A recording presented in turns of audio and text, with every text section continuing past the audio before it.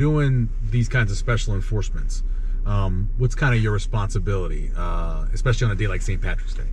So a lot of times, like when we're doing these special enforcements or grants, it's just traffic, just straight traffic. Mm-hmm. So obviously on a day like today, St. Patrick's Day, a big drunk driving day, big drinking day. So our main responsibility is just to be out and be visible on these main thoroughfares here, looking for impaired drivers, either of drugs or alcohol.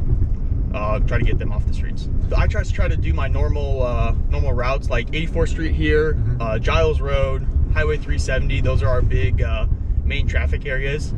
I find that if they're going to drive drunk, it's going to be on one of these main areas because they just want to blend in. So that's kind of where I focus my main enforcement.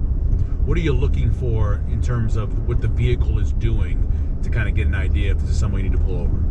So on days like today, we're just looking for any sorts of infractions to try to pull them over and make contact and just see how they're feeling. I mean, a big indicator would be some swerving in between lane to lane, speeding up, slowing down, just in rapid fashion like that.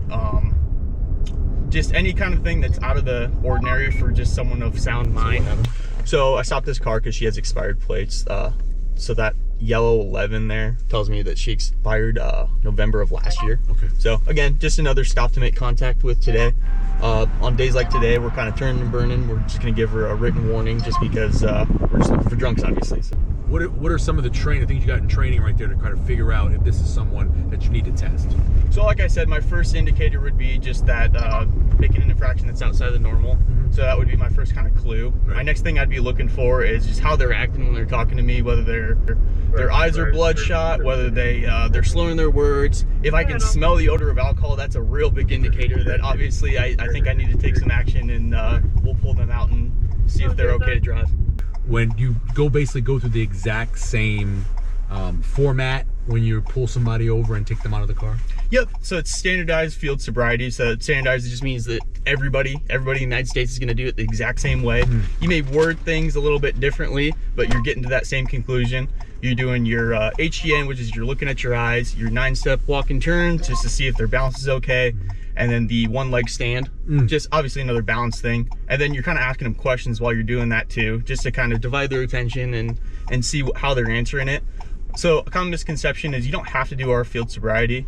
Yeah. It's appreciated because that tells us, that's more of a clue for us to say that you're okay to drive.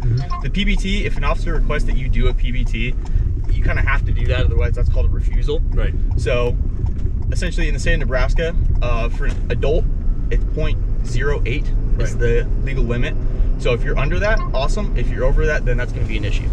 Have you had any recent DUI pullovers that you had to deal with? I believe my last one was in November, and that ended up being a DUI crash. Oh. So someone was coming down 84th Street, high rate of speed, smashing into another car, and then ended up fleeing the scene, which obviously not ideal. Yeah. So we ended up having to locate him just a short while later, got him into custody, and then he agreed to do field sobriety, and that was the end of that. He flew over the 0.08 and he was jailed. With all of the information out there, the commercials, the ads, obviously some of the bad things that have happened, are you surprised that people still take that chance? Doing this job, I guess I shouldn't be surprised, but with all the options that you have, especially on a day like today, there are so many Ubers and Lyfts out today. There's really no excuse to be driving drunk. If you want to bar hop, if you want to have fun, awesome. Just do it responsibly.